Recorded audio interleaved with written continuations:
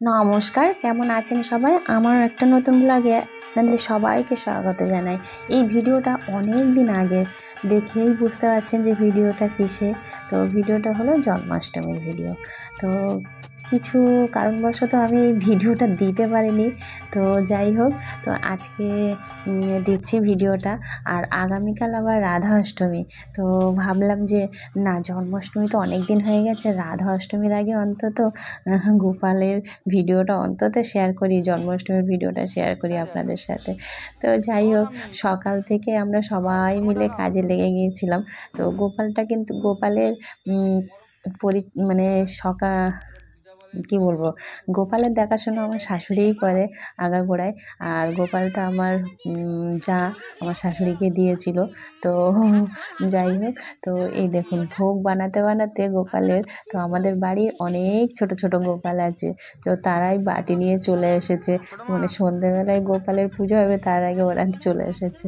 আর এদিকে আমরা হাসাহাসি করছি, কারণ তালের বড়া ভাজছি। একবার তালের বড়া ভাজতে ভাজতে তারপর মনে পড়েছে নারকেল কোরানোর কথা।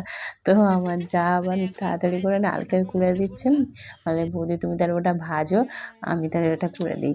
তো তারপরে ও কুড়ে দিচ্ছে, তারপর আমি আবার ভাজছিলাম। ভাজতে ভাজতে আবার আমার যা আবার অন্য কাজ করছে বলে আমার বোন এসেছিল, বোনও আবার ওদিকে তালের বড়া ভাজছে। আর আমার শাশুড়ি আবার গুছিয়ে গাছিয়ে দিচ্ছিল সবজি টবজি কেটে কুটে। প্রথমে তো মানে সকালের দিকে আমি আমার যা দুজন মিলে বাসনপত্র পরিষ্কার করলাম। আমার শাশুড়ি সিংহাসন সমস্ত কিছু, গোপালে স্নান করানো সমস্ত কিছু সব পরিষ্কার করলো, ঠাকুরঘর করে। তারপরে আমরা সবাই মিলে ভোগ টোগ করলাম, মালপোয়া, তালের বড়া, তারপরে সুজি, লুচি সমস্ত কিছুই হলো, সব কিছুই করা হলো।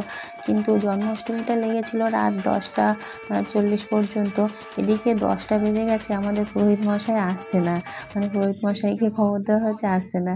তো যাই হোক, 10টা বেজে গেছে। আমার শাশুড়িকে বললাম আপনি একটু ওই অষ্টোত্তর শতনাম পড়ে, প্রতি বছর যেমনভাবে করেন, প্রতি বছর উনি অষ্টোত্তর শতনাম পড়ে তারপরে একটু মন্ত্র একটু পুজো টুজো মনের ভক্তিতে হয়। তো সেটাই করা হলো।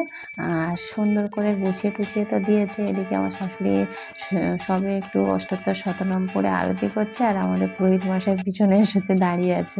তারপরে ওনাকেই বসিয়ে দেওয়া হলো, উনি আবার পুজো টুজো করলো, আমরা সবাই বসেছিলাম। তো পুজো হতে হতে সেই 10টা 40 বেজে গেছে। আমার মাও ছিল। তো সুন্দর করে দেখুন মানে পরমান্ন যারে বলে, পায়েস করেছিল। তো সেটা আমার শাশুড়িই করেছিল। তার উপরে কিশমিশ দিয়ে সুন্দর করে গোপু লিখে দিয়েছে আমার যা। আর এই মিষ্টি বলো, পায়েস বলো, ফল সুন্দর করে সব সাজিয়ে দিয়েছে, বেশ সুন্দর লাগছে দেখতে। তো ভীষণ ভালো লাগছে।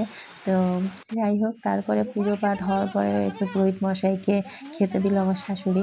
আর এদিকে পুজো শেষের পরে বাচ্চাগুলো রেখে আগে বসিয়েছে আমার যা, ওরা কে কী খেতে ভালোবাসে সেইগুলো।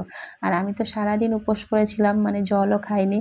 তো আমাকে বললো কী খাবে, তা আমি বললাম না, আজকে কিছুই খাবো না, আমি শুধু ফল খাবো। তো সবাই সব কিছু খাচ্ছে, আর আমি একটু ফল প্রসাদ একটু গ্রহণ করে তারপরে শুয়ে পড়লাম।